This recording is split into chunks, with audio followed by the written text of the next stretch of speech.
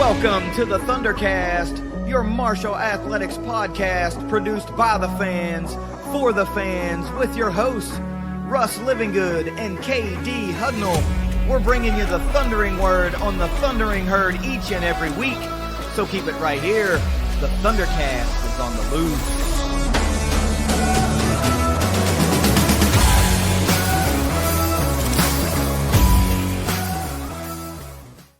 Thanks for downloading another episode of the ThunderCast. The gang is back together. There has been a lot going on that I am so thankful that Jed is picking up my slack continually, because the world surrounding the herd just continues to keep on turning. But Russ and I got the band back together this week because there's some major news around herd athletics. A big project was announced. Of course, it was National Signing Day. Several of our teams have their seasons underway now. And another one that you really need to know about is kind of streaking. So we're going to talk about a little bit of all that in this episode. But first, I got to say, it's really great to be back with you. It's been a couple weeks. Good to have you.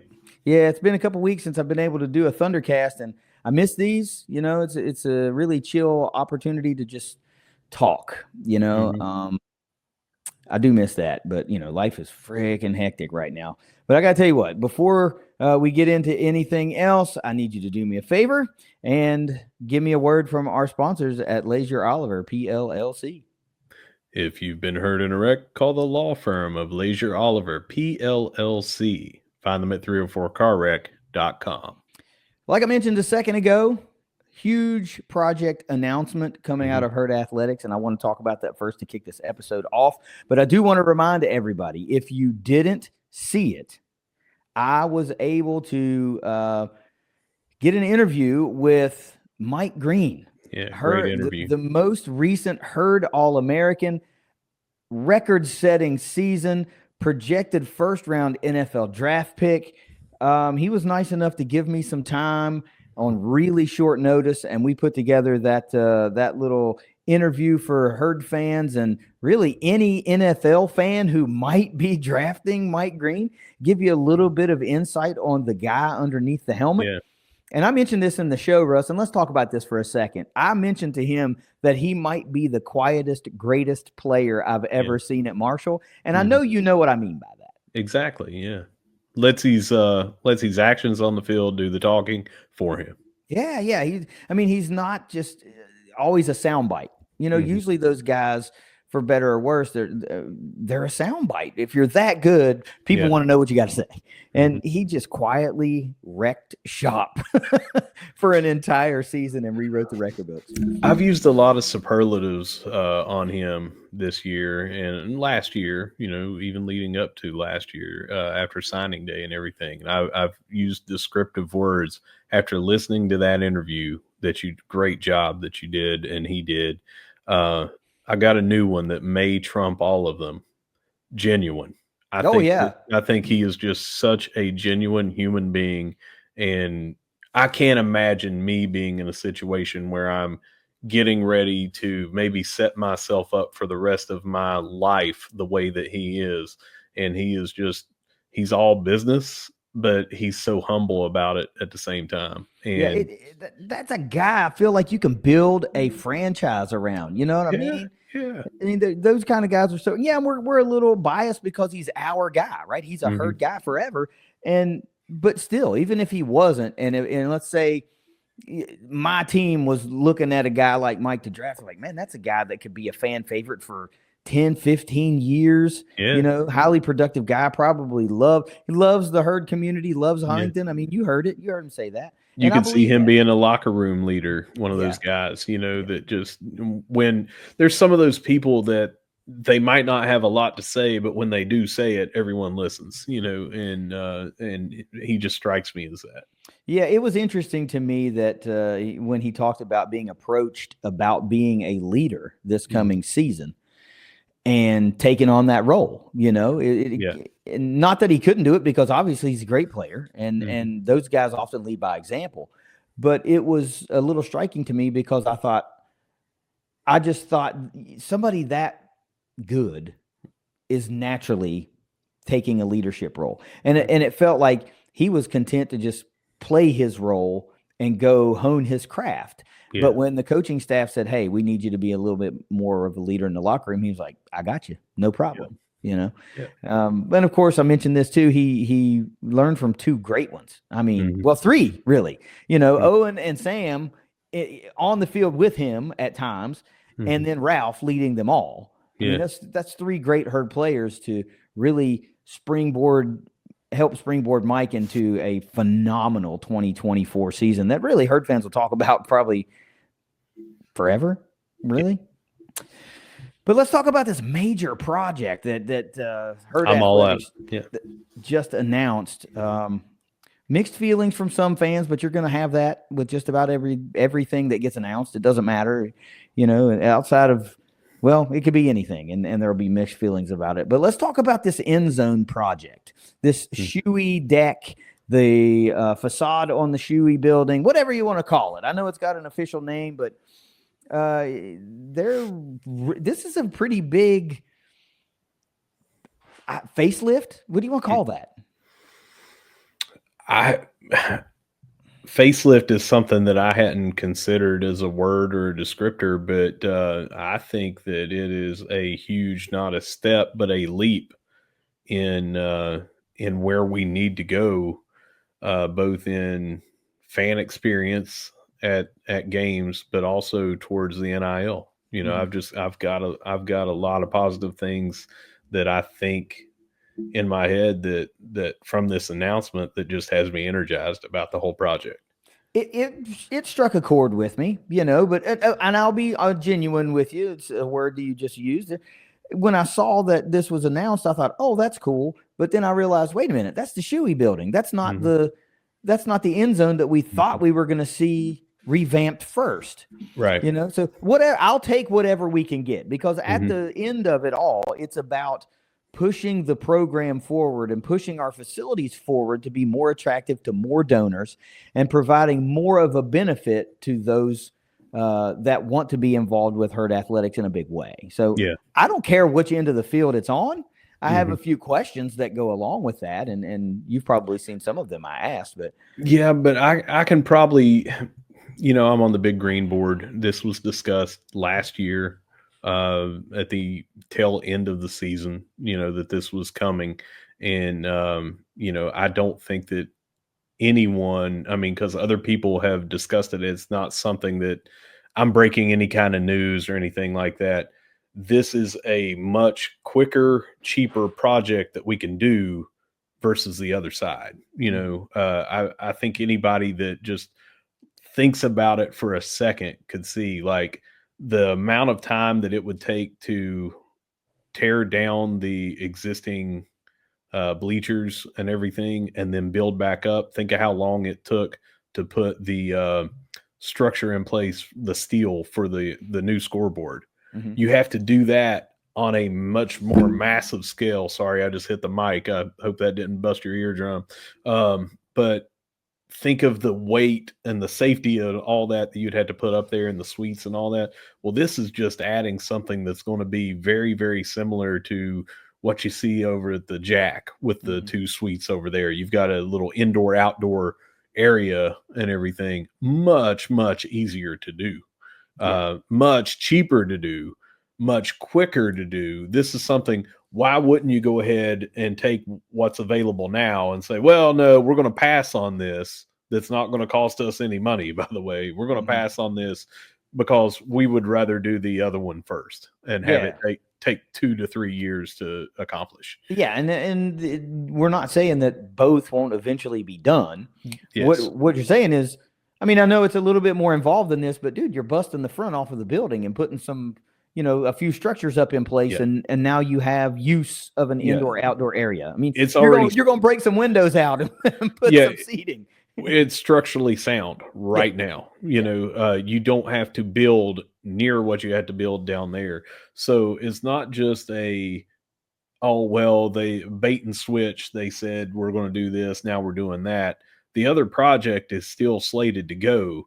But you've got to come up with a lot more money than that, and by the way, I've said it once and it's all over every article. Marshall is spending $0 on this. Yeah. You So know, let's why dive not into do that. it? Let's dive into that because I'm sure Okay. a lot of fans just look right over that. They're Mhm. like, yeah, sure, it doesn't cost anything. Well, everything costs something. Yes, we know, but they're not funding the entire project. Even if some money comes out of the athletic department, it's not going to be the cost of the project. None on the construction. And then it immediately starts making money. So it's money again. Why wouldn't you do that? Yep. So let's talk about that. Where's the money coming from? It's coming from Athlete Advantage doing business as the Thunder Trust. Athlete Advantage is the managing entity of our NIL collective, the Thunder Trust. And when they took that over, way back in the day, it was just the Thunder Trust here. And we interviewed those guys on the show a couple of times, talked to them. Now it's ran by Athlete Advantage, and they are the ones that are ponying up the financing of this endeavor. So see, that's a completely separate entity than Herd Athletics. Yeah. And some folks have raised some other questions about, is there still a need for an actual trust, right? Because they point to JMU and how they have transferred all of their funds from their collective to the university, and they're going to go that route. And I don't know ultimately what route we're going to go, right? But for right now, we still have a use for a trust. Yeah, and I think just the optics. It's easy to say, well, look at this, and because they're in the Sun Belt, but their enrollment and student fees are drastically different than us. I could have those guys on the show, and we could split hairs all day long, but they have a lot more resources from the school to their athletic department because they have a bigger well to pull from. Well, they're also charging those kids a heck of a lot more. Oh no, that's what I mean. Well, I mean, their enrollment is it larger than ours? It's got to be. Yes, their enrollment's larger, but it's not just the numbers on that. If you look at their student fees, yeah, that's what I meant. Yeah, we're on the same page. I thought I mentioned that, but they are getting so much more money, and it's not because they have X number more students. It's because they have X times 2 or X times 3 the student fees from those more students. They have a lot more coming in to do something like that. They also, every athletic department's different. Every donor base is different. We can't just point to a peer school in the Sun Belt. And I know you're not doing that, but I'm saying here's why one shouldn't do that is because it's apples and oranges. And still, I bet JMU wouldn't turn down something like this where someone else comes in and says, let us make it to where you don't have any money tied into this. Oh, and we'll give you 10 years of basically $1 million over 10 years for the naming rights. Oh, and we'll pay quite a bit of money to your athletes to entice them to come here. Who's going to turn that down? Right.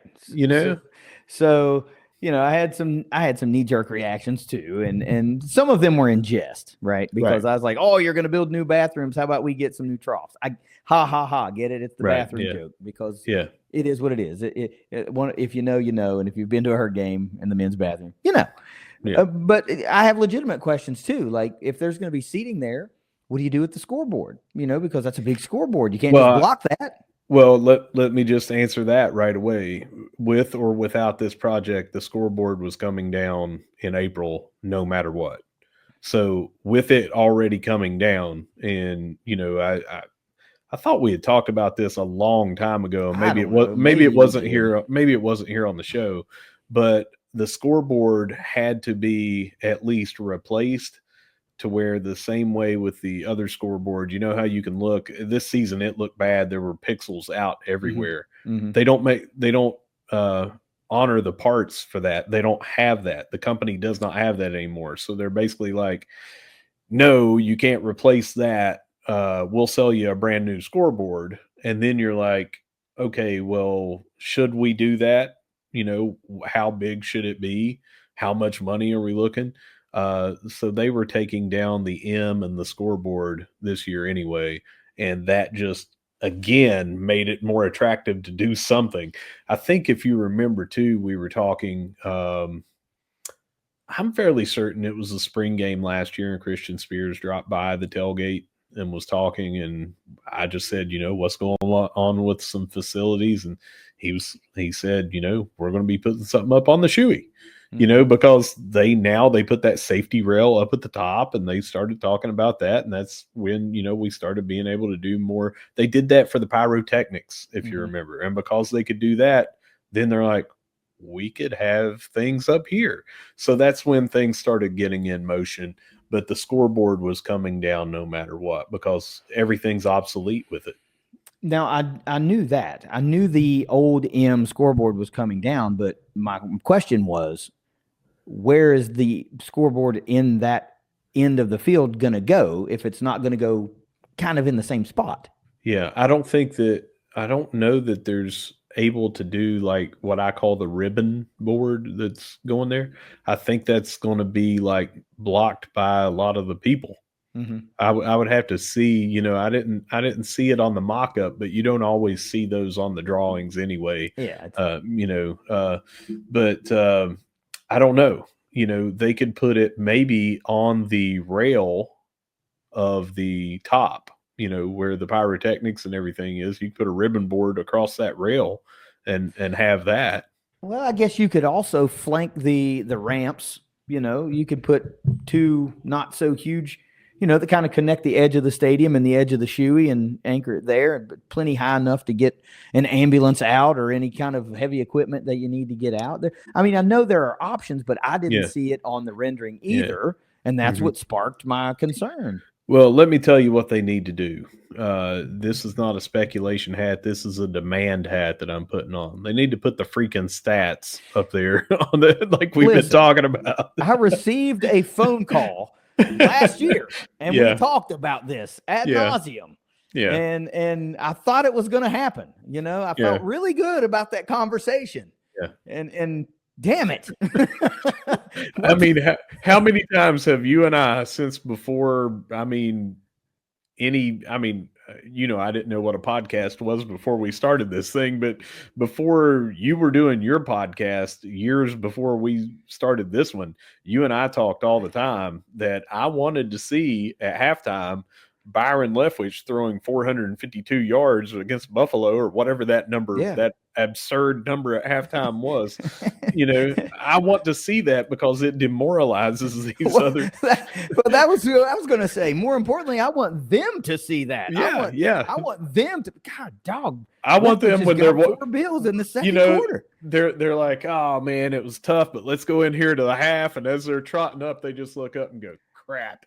Yeah, Jesus criminy, Devin Johnson's got 200 at the break. Yeah. What is going on here? Yeah, that's what I want to see. I mean, I want the stats. I don't care about scores. You can flash those up at halftime. That's fine. Give me the cumulative running stats all throughout the game, man. Please do that. So the only thing about the no scoreboard in that end zone, it's a knee-jerk reaction from where I sit, which is a sideline seat that I can just go, okay, I'm going to look at the much bigger scoreboard anyway. We had 2. I was always looking at the bigger one. The bigger, the newer, all that. I always just went right there. And I feel like anybody on either side can do that. But you've got those end zone lower bowl seats that would be facing away from that, that you don't want to do that. ODU, when I went to Old Dominion, they did not have a scoreboard. It was like kind of behind where I was at. And naturally, I'm looking at their big, massive end zone room. And there was no good place that wouldn't block the view for everybody to put a scoreboard. And when this came out, I was thinking, heck, where are we going to put one? That's kind of the same deal. And I thought up above is pretty much all you can do. And I think that it doesn't need to be a huge one, but, just right in the middle, you could put something right there at the top.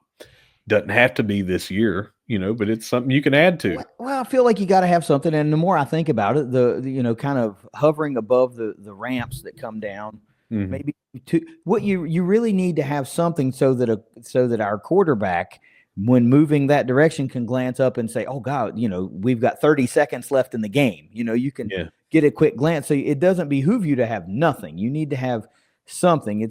But I know they'll come up with some sort of solution. And you're right, it doesn't have to be a huge video board, but something to where you can get a box score real quick. You can get time score, timeouts, all, down and distance, all that. Just at a quick glance. You kind of have to have that. But nonetheless, I think this is a really good idea for a project. I hope that, I don't hope. I know that there's not going to be a short list of people that are jumping all over these opportunities to get these seats. It's going to be really cool. Let's talk financials on the whole thing real quick and break those down for everybody. It's $2,500 a person, and they want to sell 500. And if you do the math on that, it's 1.25 million. 80% of that will go to our NIL athletes. That's $1 million a year going to our NIL athletes. If we have 500 people doing this, and you're talking about businesses can go grab 8 of them and spend, their 20 grand or whatever it is. And they can host people up there and things like that. They sell the 500, and I already know some people that have gotten on the list to do so. That's 1.25 million. 1 million of that goes to NIL for our athletes.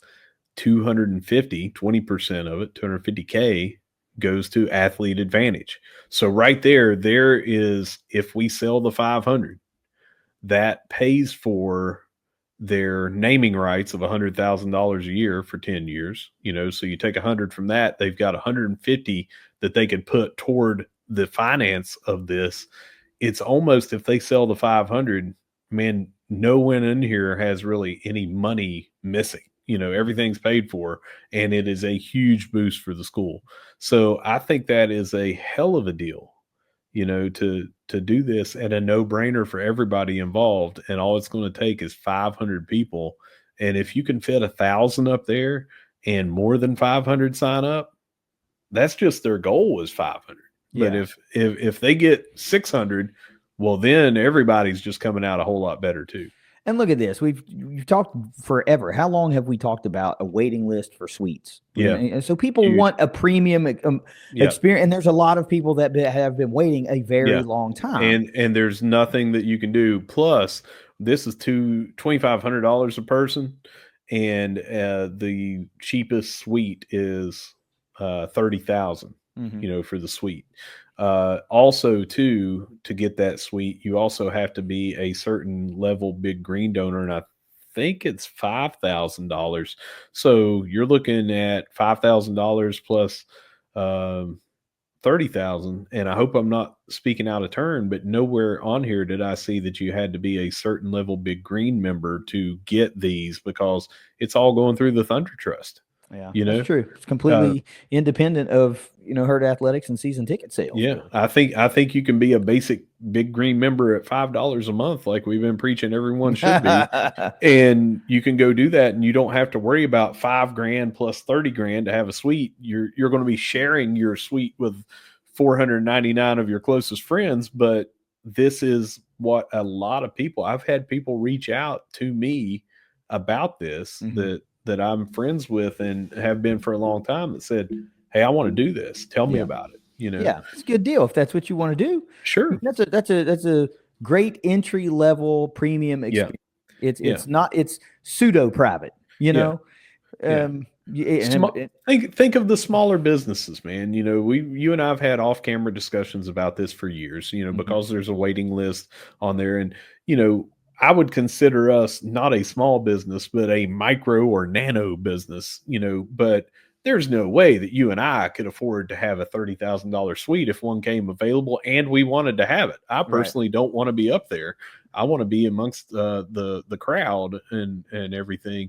But 30,000 is a lot for a smaller business. But there are a lot of small businesses here that might say, hey, we'll get 4 tickets. That's 10 grand.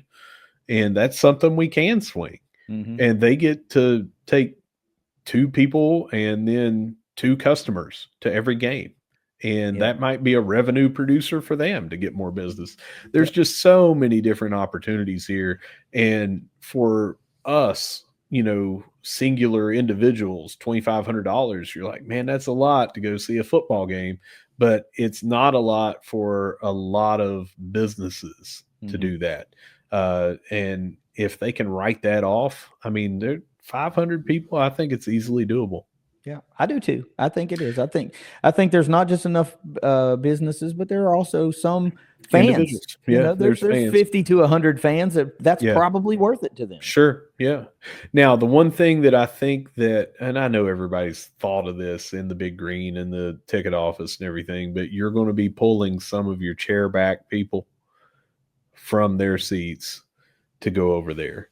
And, the chairbacks have not sold out, these last, I don't know how many years. So it's not like, oh, now there's a chairback seat open, but you are taking away some of your revenue from there to go over there. So it does need to be, you need to look at it as there needs to be some people stepping into the chairback seats, basically. Yeah.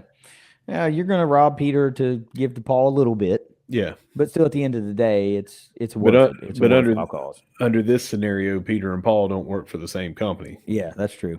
They're just like-minded buddies. Yeah, I guess it's all going for Marshall, but totally two different wallets. Now, to that end, and as we get into talking about signing day, Marshall had the best first day season ticket sales ever. So. Yeah. Season ticket renewals. Season ticket renewals, yes, and day one ever. And that tells you there's interest. That tells you people are excited. And absolutely. And people are not playing wait and see. Yeah. I mean, how many years have people been like, man, I might renew my tickets. Yeah. I don't know. Yeah. And there's always going to be people there, but far more of them this year just went, I'll do it. Now, you think of the big games that we've had here, in the past for a season, that we've had WVU here twice. We've had Louisville here. We've had Purdue here, Kansas State. We've had some big draws that a lot of people, particularly those two WVU games, you had to have season tickets to be able to guarantee to be able to get to go to that game. So we had broken that. And the word I think they said was smashed that record. So everyone has to be really, really positive about the direction that ticket sales are going, or ticket renewals. We haven't even gotten into the sales yet. But the day that this is even kind of murmured about, I have people reaching out and it's like, I want up there on that deck, and I'm ready to sign up right now.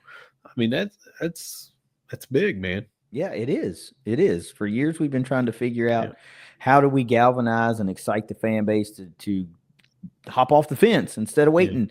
And so far, what Tony Gibson and this staff has done through recruiting and just, I think, just the overall vibe. Yeah. Some of the sound bites that came out of that presser yesterday are hitting people right exactly where they want to be hit. And I don't think it's coach speak, really. I think he means what he says, and whether we're able to do what he wants to do is obviously a completely different ball game. But I believe what he said. Tony Gibson does not strike me as a coach speak coach. No. And as you know, I know someone that played, under him and the coaching staff just on the other side of the ball. And, he always said every single player would run through a wall for Tony Gibson. That means that's a guy that doesn't blow smoke, because otherwise eventually you don't run through a wall, for a guy. But somebody that's going to do that, and it's every player, they buy into what he's saying. And most of the time that's because he says what he means and he means what he says. And the other thing was, no one will outwork Tony Gibson. And I think you've seen that with this, look at how many we had to replace. Look at what everybody was saying. It was like, huge rebuilding year. I can't imagine, this is going to be tough. And we're going up against Georgia in his first game. And are we even going to have enough for a team? And we had to opt out of the bowl game because we didn't have enough players and coaches and everything. How's this going to work? I think everybody has kind of shut up about that after seeing how hard they've worked for this. And maybe that's your transition to talk about this signing day. But I think his class that he has brought in. Oh, by the way, so far, Yeah, you not know, done. yeah, Not but done. what he's brought in yet, I think that's been enough to have people say, I'm going to give this guy and his staff the benefit of the doubt. Yeah, and that's not something that has traditionally happened at Marshall. Yeah. Even with coaches that have been here for years and are returning a lot of star players, they still are like, I don't know. Let's see if that was a one and done. But no, let's see what he does over a 10-year period. Then I'll buy in. Then I'll buy in. So no, the first day season ticket renewals was a big indicator for me of the collection of work. And I think you're right. In the presser, I think Tony said his first day here was December 9th, if I'm not mistaken. So from December 9th till roughly February 9th, pretty close. It's the 7th while we're recording this evening. So roughly 2 months. Yeah. And he went from mass exodus from Huntington via the portal to being the head coach, to not having a staff, to having the second rated transfer class in the country by rivals.com, only behind Ole Miss. Yeah. So this ain't no G5 second best class. It's second best class in the country.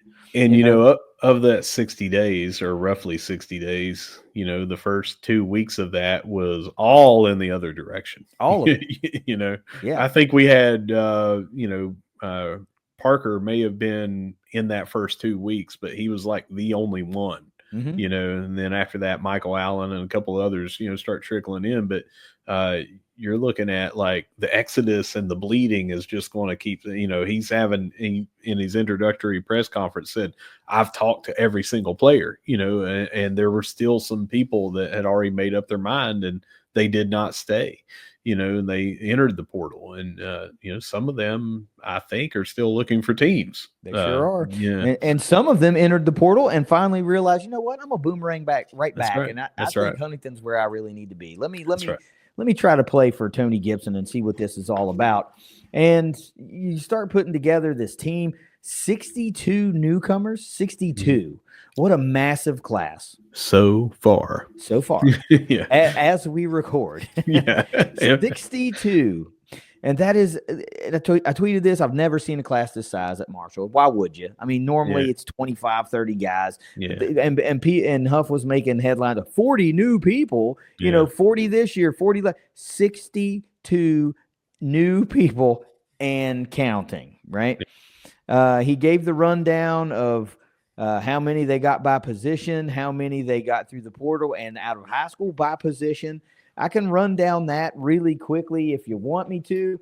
And then we're going to we can't talk about every person. Right. But I definitively tried my butt off to get everybody. I worked really hard on that for about 2 hours. And then right before we hit record, I found the link that listed everybody. So that's why you're in college for 6 years, KD. You don't really read the directions before you start doing the work.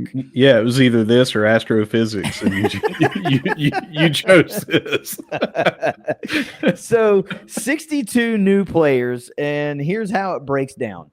12 new defensive backs, 10 through the portal, 2 through high school, 9 new defensive linemen, 8 out of the portal, 1 from the high school ranks, 10 new linebackers, 8 out of the portal, 2 from high school, 9 offensive linemen, 5 via the portal, 4 from high school, specialists, 2 out of the portal, none from the high school ranks, quarterbacks, 4 from the transfer portal, 1 out of the high school ranks, running backs, 3 total, 2 out of the transfer portal, and 1 from high school, and wide receivers, 11 total wide receivers, 9 out of the portal, 2 out of high school, 1 tight end, nobody out of the portal. It was straight from high school. Very impressive numbers. And Tony mentioned this. We were decimated at wide receiver. Absolutely decimated. And they went and rebuilt that room. Quarterback is always a point of emphasis. We lost a big chunk of our run game this year, or from 24. So Not a lot of action in the running back room, but very mobile quarterbacks to go along with what they did bring in. Dynamic wide receivers, man. Some of these guys are really going to raise some eyebrows.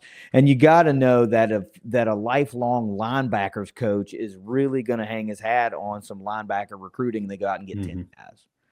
They go out and get 10 freaking guys. And, of course, some of that has to do with the style of defense that we'll play. It looks like it's going to be a 3-3-5 or something like that. So you got to go defensive back heavy. You're not really going defensive line heavy as much. So lots of linebackers, lots of defensive backs. It all makes sense. Well, and remember last year we ran a 4-2-5, and it wasn't, in my opinion, it wasn't by design that we said, hey, this would be the absolute best thing that we should do. But we had a lot more defensive backs than we had linebackers. And we only had, 4 linebackers total last year that played in what I would consider routine snaps, maybe. Meaningful playing time. Yeah. So, I mean, and then you look at how many of those left. And a lot. And you have to, if you're going to do a 3-3-5, even if you were going to do I'm trying to do the number here, a 6-1-5, 6-1-4. You need to go get some linebackers. Yeah, but no, if you're going to do a 3-3-5, you had to get some. And real quick, I hope this doesn't deviate from your plan. We're not going to talk about every player, but here talking about that, Kerryon Martin, when he was here before, was a safety or a defensive back, and I listed him as a defensive back and thought maybe he might be a hybrid. He has just been flat out listed and photographed with the linebacking crew. So he is going to be more of that DJ Hunter kind of hybrid outside linebacker that was a safety that could come up and lay a hit on somebody. Yeah, well, he's got a nice frame, good speed, loves to make contact, but he's also got ball skills and can play coverage. So it makes sense, right? Yeah. Not a traditional linebacker, I would think at this level. It's why he played safety. He's really good at it. I hated to see him go a year ago, but I'm glad he's back now. Let's start with this offensive side of the football, and you might as well start with the quarterbacks. And you bring in 5. We're going to talk about these portal guys really quick. Our standing rule as far as our transfer portal tracker goes is unless we can confirm it or the player tweets it, we kind of leave it alone. And it doesn't mean anything other than that, right? We like to use them as a source if we can. So, ergo, we have long known that Carlos Del Rio Wilson from Syracuse had committed to the Herd. It was never part of our transfer portal tracker, at least not at least not while the news was heavy. I know it's there now.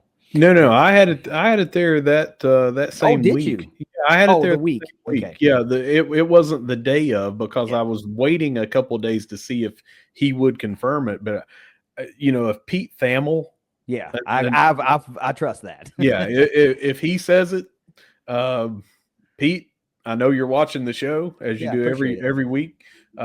We trust you. Yeah. So, and it could be one of those things where some of these guys just don't use Twitter. They prefer Instagram or whatever else. I had to pull a couple off of Facebook. One that was here previously and came back, not a quarterback, but a player that was here and then came back. He just announced it on his Facebook. Yeah. So let's talk about these quarterbacks real quick. It's Carlos Del Rio Wilson from Syracuse, originally signed with Florida, 4-star prospect out of high school. Florida, Syracuse, now Marshall, 6'3", 225.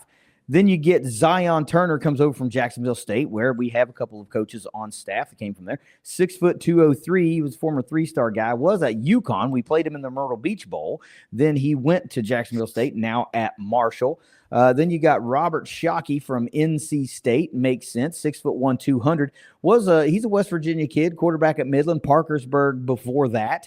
Then last one through the portal was Jack Clarity from South Dakota via, what was the JUCO? I don't remember the JUCO. Arizona Western or something like that. Western, something like that. Something. It's okay. 5'11", 180. And now your sole lone quarterback out of the high school ranks. Good Lord. What one to get?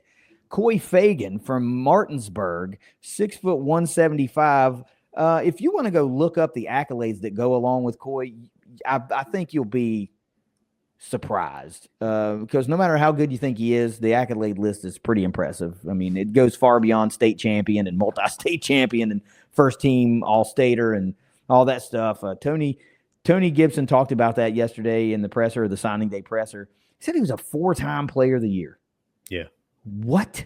Yeah. And, let me be clear. You see this year in, year out when WVU may be interested in somebody, especially an in-state guy, and then they go to Marshall or they go somewhere else and they will say, well, we didn't really offer him and we didn't want him here anyway. Yeah. Trust me, they wanted him. Yeah. And trust me, a lot of people wanted him, and he decided to come here. It's a big get. Yeah, it's a big get. Now, don't forget, we still have other quarterbacks on the roster. Yeah. These are just newcomers to the program via portal. Right. Jaquai Long is still here. Colin Parachek is still here. A couple other guys are still here. It's going to be a very, very heated quarterback competition this spring. And if you're a Herd fan that likes football, how could you not be pumped to see who's going to rise out of this? Yeah, because we thought last year was going to be, a big spring thing, and then, Stone Earl wasn't going to be here, but we were still thinking, who's going to be, and we're bringing in transfers.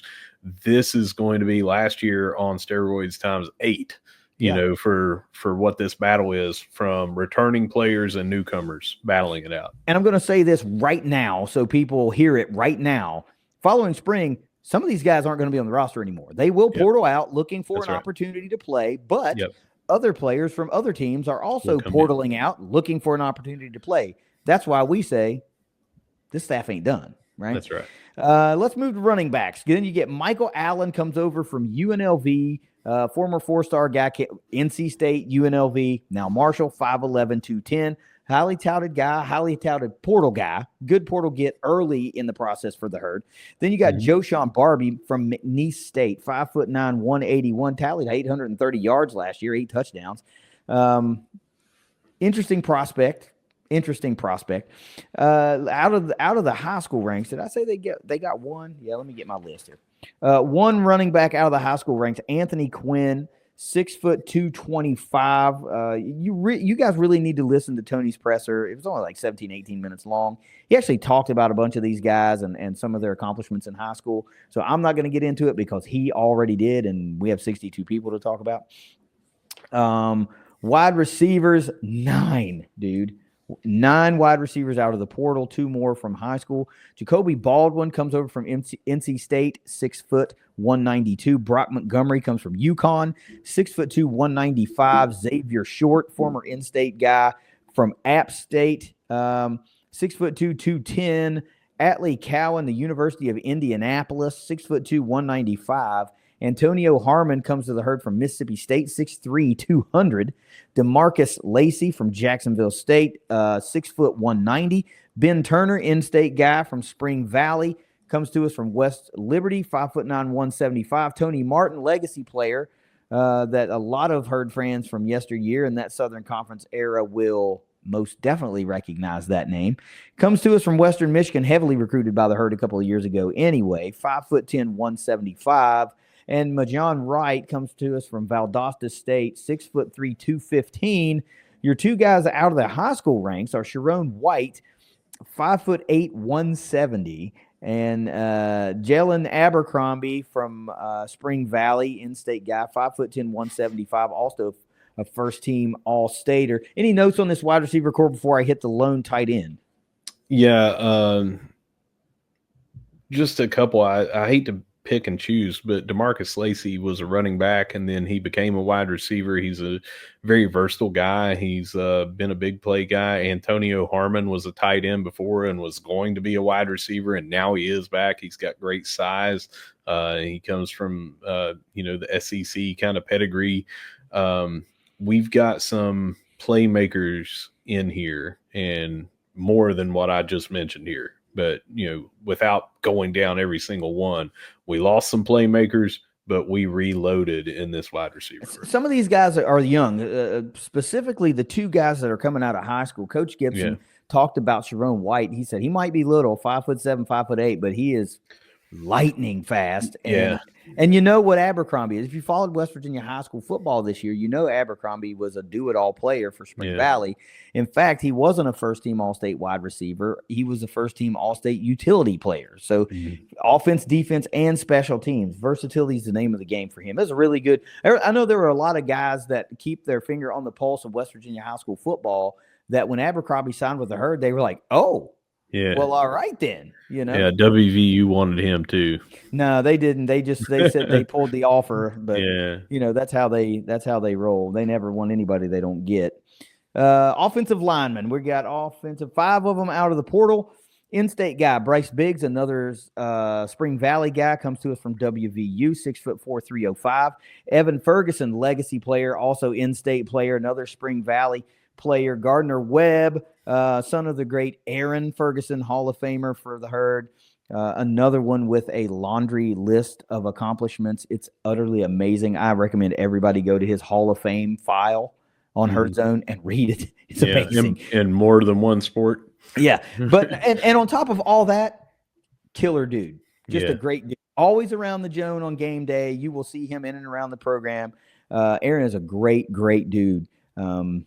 Really cool guy. I had the pleasure to talk to him, interview him for Inside the Thunder. Man, we talked for a long time. He had a great time. I had a great time. Great dude. Evan, by the way, though, 6'2", 290. Then Peyton Ellis, Texas A&M Commerce, 6'6", 310. Not 210. Up from 210 from his commitment. Man, really dedicated. Put on 100 pounds in an hour. Then probably the most eye-popping measurable out there, Tyler McDuffie comes to us from Hampton, 6'9", 350 pounds. That'll do. That plays. And then Morgan Scott comes to us from Middle Tennessee State, 6'5", 310. You get a quartet of offensive linemen out of the high school ranks. Parker Brault, 6'4", 295. Jack Laird, 6'7", 305. Eli Kaufman, 6'4", 280. And Andrew Dudley, 6'3", 300. If you remember, he's the one that's played at IMG Academy. And if you know IMG Academy, you basically know they're an athlete factory. Yep. Oh, I forgot to talk about the tight end. One tight end out of high school. It's Rhett McGrew, 6'3", 240 from Hurricane. So another in-state guy. We're keeping a running tally here of how many come to us from the state of West Virginia. Now let's flip it on over to the defensive side of the football, unless you want to talk about these linemen or anything real quick. No, just the only thing there's, a lot of size. Even the guys coming out of high school already good size, not going to have to worry about them putting on a lot of weight or needing to put on a lot of weight. But size and strength looks like we've got a pretty good thing there. Well, Coach mentioned that a lot of these high school guys are already on campus working. They were mid-year enrollees, so they're already being able to take advantage of the strength program. They're not going to come in over the summer behind. It's always hard to, come in as a freshman and play and start, because for all these guys and how impressive they are, offensive line it's a man's game, right? So these guys that have played, the portal guys, are probably going to have a little bit of a leg up, and the guys that are already on the roster. Remember, Isaac Clary, 6'7", 343. Jalen Slappy returns, who we were so excited about, 6'4", 302. You got big bodies that have played football for the Herd already that are coming back, or that are already on the roster, didn't leave. So this is just bolstering what we already had coming back. Let's flip the sides of the ball now. Let's go to the defensive side. Defensive linemen, 8 of them out of the portal, just 1 from high school. Ali Abassi comes to us from Roosevelt University. That's a JUCO, but previously at James Madison, 6'5", 300. Naquan Crowder, California University of Pennsylvania, is where our offensive line coach came from, if you recall. Let me say one brief thing about him real quick. Sure. He committed to us, and then I think it was Mississippi State offered him like the same day or the very next day, and he said, "No, I'm honoring my commitment to Marshall." Gotta love that. Absolutely gotta love that. That and Ralph Street is a freaking stud. So there are worse coaches to learn under than Ralph Street for sure. 6'3", 330, by the way, for Crowder. Katron Evans comes to us from Charlotte, 6'3", 335.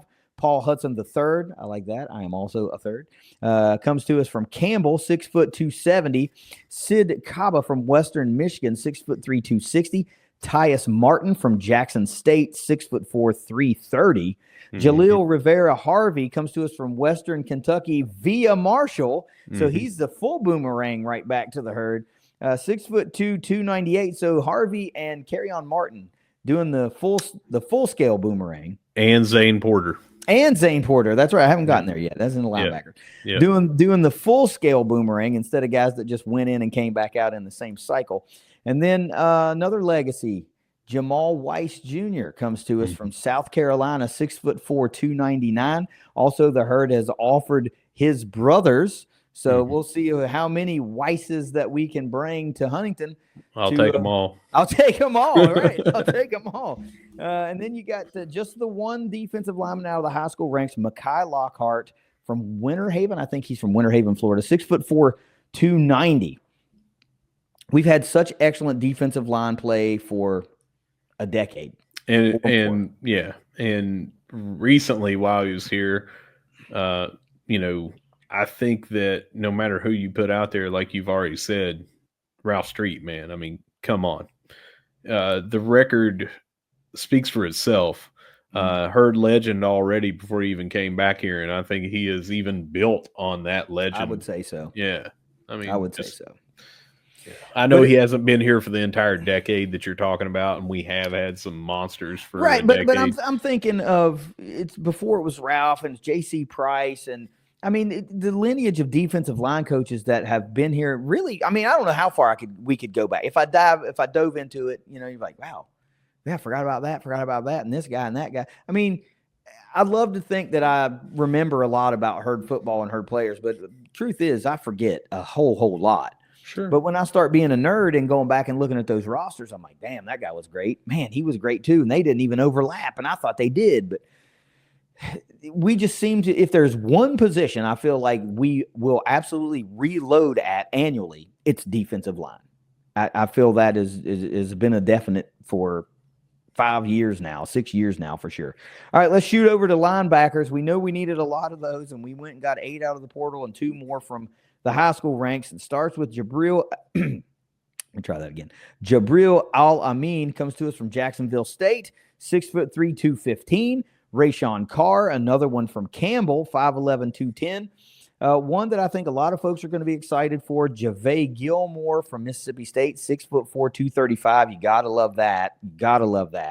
Yeah. One that I think even more people are going to be excited for, Cannon Lewis, a former Cabell Midland guy, the NC State transfer, 6'2", 225. Jalen Marshall from Wofford, 6'2", 225. Kerryon Martin, the aforementioned safety turned linebacker from Youngstown State via Marshall. Also an in-state guy, Capitol High School, 6'1", 215. The one that started it all, Jalen Parker, NC State, 6'1", 225. And you mentioned him just a minute ago, Zane Porter from Morehead State, 6'3", 210. Let me get the 2 guys out of high school. I'll turn it over to you real quick. EJ McAdams, 6'1", 220. Josiah Simmons, 6'2", 230. Lots of good frames here. Lots of playing experience. Obviously, if you got 8 out of the portal, you got guys that have played some football. So what are you feeling like? We know we had to go, not just rebuild, but we had to rebuild and then bolster on the rebuild. 6'4", 235. Is that what you said? Yeah. That's good. That's okay, I guess. Right. Yeah. What you have it down there? What he ran and he's 40? No. Do you remember what they were saying? Oh, God, of course not. 4'4". Yeah, that'll play. I mean, come on. I mean, you're talking about, and now you said 6'4", 235, but if I remember correctly, his coach had said 6'6". And I'll take that too. I asked him, if I'm not mistaken, when I said, hey, I'm wanting to get your bio correct. And he said right now he's like 6'5", and I think he said 6'5", 240. It's on the portal tracker. Jeez, but it's crazy. But he's 6'5" and runs a reported 4'4". Ask me who it was that you thought I might be hyped about for linebacker out of this. Yeah, that might be him, man. I think a lot of people are. Yeah, and of course you're always going to pull for the local guy who is a stud player, and we've had some really, really good luck here lately with Cabell Midland, great players. Yeah. And man, I'm not wanting to drop names of former players and talk about them in any kind of a negative way, but there's been a couple that have come here with a lot of hype that never turned out, maybe didn't even see the field that much. I can remember a couple, and I don't want to say their names. So any one of these players may not pan out, but it's hard to not get excited about 6'5" as a linebacker that runs a 4.4. And it's not just the height. It's not just the weight. I don't care if he's 5'10" and he runs 4.4 at linebacker, but some people just have the physical tools, and this guy seems to have it because he played defensive back as well. A 6'5" defensive back or a 6'5" linebacker, man, it goes to show you that the guy is versatile. And, just like we talked about earlier in the show with Kerryon Martin, if you can play defensive back and run a 4.4, you're probably going to be a decent coverage linebacker. Yep, probably so. And fancy, you should say, imagine a 6'4", 6'5" defensive back. Let's talk about some defensive backs. We got 10 of them out of the portal. And it starts with Philip Davis from Michigan State, 6'1", 197. Then a very interesting prospect, Trey Dunn, comes to us from Navy, 6'1", 200. There was a lot of speculation. What's he going to play? How's he being recruited? Whatever. We didn't know. He was a quarterback. He was a high school quarterback here in West Virginia. Yeah, high school quarterback. What was he going to do? And I just didn't know. And we connected with him via DM, and he was like, I'm being recruited to play in the secondary. I'm going to play safety, and, appreciate you guys. Linebacker. Appreciate you guys wanting to get it right. So another verse. Do you see a theme here? It's a lot of versatility. Yep. Guys that are not just, I don't know. They don't have just one thing they do well. They're athletes that play football. You know what I'm saying? And in a lot of places, but they're also football players. Tony said that we're going to punch you in the mouth, and we're also going to run past you on offense. And I believe that when you start digging into these players, that's why I don't think it's coach speak. It's like we went out and got guys that are going to do that. We went and got guys that are going to hurt you on defense, and they're going to run past you on offense. Yeah. Daniel Harris from UAB, 6'5", 210 pound defensive back. Yeah. Okay. All right. Yeah. Good luck on the jump balls. Another interesting prospect because he comes from UC, but I don't know. Some fans who aren't in the know might go, all right, UC, big deal. What are they? Well, they're kind of a big deal in their division of football. Okay. They're kind of a big deal. Louis Kinsey Jules, 6 foot, 180 pounds. Then Marve Miles Glover comes to us from MTSU, 6 foot, 196. Tavon Nelson. Oh, yeah, I might have wrote that right. Is it Nelson? Yeah, Nelson. Comes to us from Maryland, 6 foot, 205. Josh Pierre Lewis from West Georgia, 6 foot, 173. Cameron Smith from Jackson State, 6 foot, 198. Daryl Sweeting comes to us from Temple, 6 foot, 185.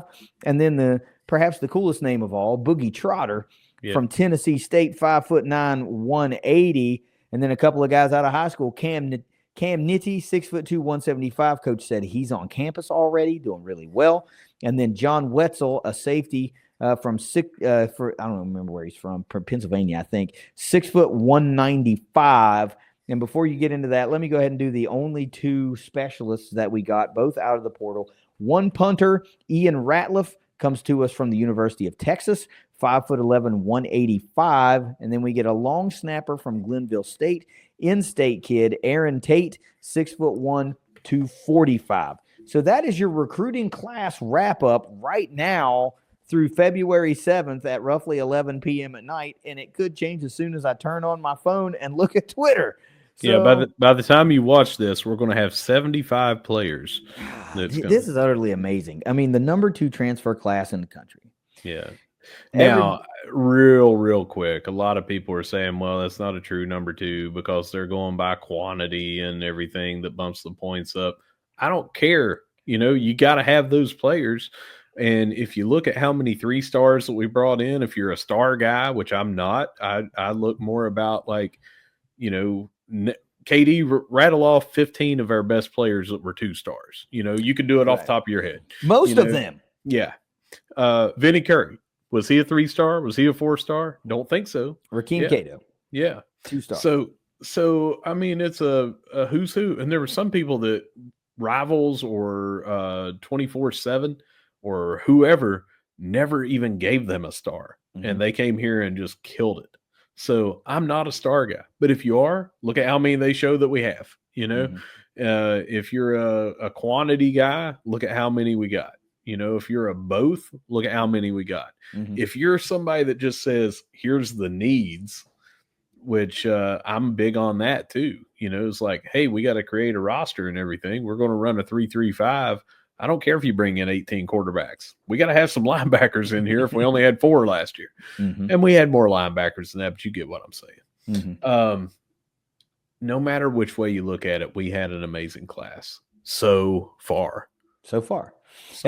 And before we move on and completely get off of this topic, I got to reiterate that this is just recruiting class. Do not forget about the guys that are still on the roster that played for us last year. Right. Listen, let me throw just some. I'm gonna run down the roster real fast and just toss out some names. Right, Jadarius Green McKnight, Caleb Clark Glover, Tyquez Legs, Braden Ward, Reese Verhoff, Monroe Beard. Right, these are guys that you've heard of. There's guys that you expect to do well. I mentioned him before. Jalen Slappy, Jaquai Long is on the roster. I'll mention him again. I got to talk about this. I got to say it. I got to say this because this is crazy to me. I mentioned this to you when they started putting out a little bit of the 2025 roster because we thought he was done. Jordan Houston is still on the roster as a grad transfer. The same thing with Legs. I don't see any way either way that either one of them has another year of eligibility, but they're on the roster. They're on the roster. Yeah.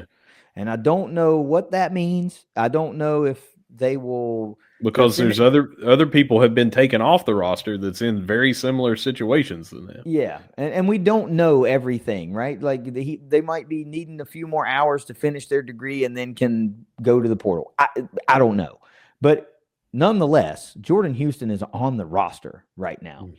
Daytwan Smith is on the roster, right? Toby Payne is on the roster right now. So there are still guys that made a lot of plays for the Herd that have continually stayed on the roster. They didn't portal out, and they're not portaling in, and they're not newcomers through high school. Mm-hmm. So as excited as we are about all of these 61, 62, and counting new players, I'm equally, if not more so, excited about the guys that never left and never wavered and returned to the Herd to continue what they started here. This is going to be a good team. They're going to be a really good team. I'm glad a lot of people, like I said, have gotten off the fence and renewed season tickets and are not playing wait and see. But that's the recruiting wrap up in a nutshell. You got anything else? We're right at an hour right now. You got anything else you want to talk about?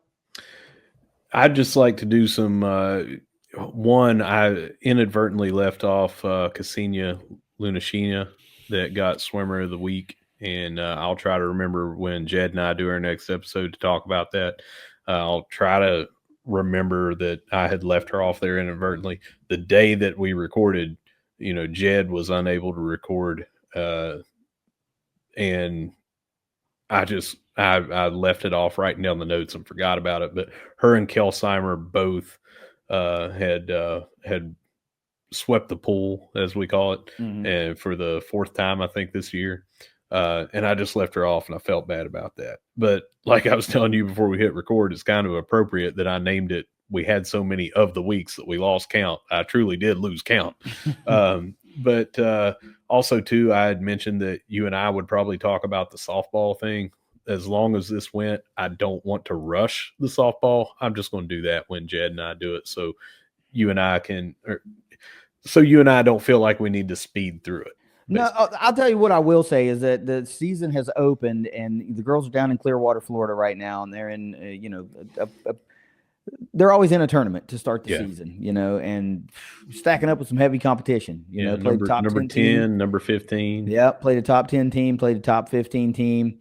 I'm still pretty excited about it. There, I mean, we went pitch for pitch with Texas Tech, man, and that's what the tweet said by the softball team. They did. They went pitch for pitch. 2-0. They came out on the short end of that one, but I mean, those are the things you build off of early in the year. Remember a couple of years ago, I remember when I went up, they were playing in I can't remember the town. Leesburg, right? Yeah, that's it. Maybe it was Leesburg. I went up and watched them, and they didn't do so well in that tournament. Yeah. And that's the year we ended up setting a program record for wins. Yeah. So take that for what it's worth. Yeah. So if you got nothing else, that's fine. I don't want you to take us out of here, but if you don't have any final words, I have something I want to say. I have some final words. Okay. Huntington got crushed with flooding again. And I'm not saying this out of sympathy or seeking sympathy or whatever, but I got crushed. Today, second day in a row, I had to have a vacation day, and I took out, and my wife took out every single thing in our finished basement. And I'm talking, it's down to the walls.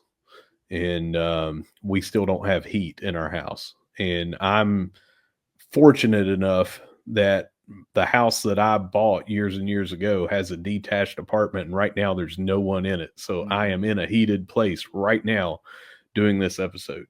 There are people. Well, first, let me tell you, it really hit me today when we were going through. That's where we store all of our seasonal, like Christmas stuff, and we had to throw away our tree. We had to throw away a bunch of other stuff. Even though it was in a plastic tote, the water got up so high that our kids' ornaments that they made, we're hoping they're not a total loss, but there are people watching this and listening to this that have it so much worse than I do from this flood, and maybe it ruined a lot more, and not just things that can be replaced, but all these things that cannot. And I know of some people, we all just went through this on the South Side, May the 6th of 2022, and it was called a once in a lifetime or 1,000-year flood. And the water for some of us damaged a lot more here just 2.5 short years later. I know of one family that just moved back into their house very recently after spending several $100,000 in renovations to get it to where they could move back into it. And it got flooded again. So this is not the level of what happened in Boone. This is not the level of anything like that. Like I said, I'm not looking for sympathy. I'm not looking for anything. I just know that there's a lot of you watching and listening right now that may be in a hotel. You might be with friends or family or something like that because you cannot be in your house right now. And I just want you to know that whatever you can do to take your mind off that and think about how good we do have it. It's hard to do and easy for me to say, but just know that there are people out here that care about your situation. And I hope that you can move on, and hopefully this just frickin' will not happen again anytime soon. Yeah, it's always tough to hear stories like that, and I personally obviously hate that this happened to you. I know that you've had several instances with your belongings in the basement, and this is not a new thing, but there are so many people that are in Huntington that are reeling right now. It sucks. It really sucks. I mean, Huntington's my home. It'll always be when people ask me where I'm from, I say I'm from Huntington. That's what I say. I wasn't born there. I didn't grow up there. My first day in Huntington was basically the day before the first day of classes when we moved into the dorms, in 1997. Yeah, mine and yours was the same day, August 25th, 1997. But that's that was the Monday. August 24th is the day we arrived. So that's my hometown, and that's what I tell people. That's where I tell them I'm from. Both my boys were born in Huntington. It's home, and I hate it to have heard that this happened to you and so many others. If we can come together for our friends in Boone, we can come together for our friends and our neighbors in Huntington. We can take care of ourselves just as well as we can take care of others. And Huntington are a proud people and a hardworking people, and we're very, very, very resilient people.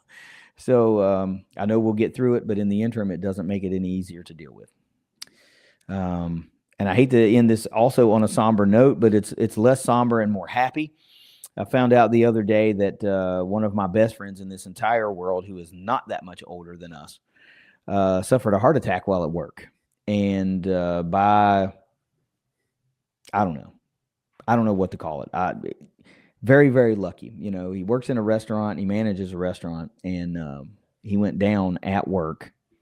There happened to be a fireman waiting on his dinner at the bar. He was seated at the bar, heard the commotion in the back, and went in the back and immediately went to work and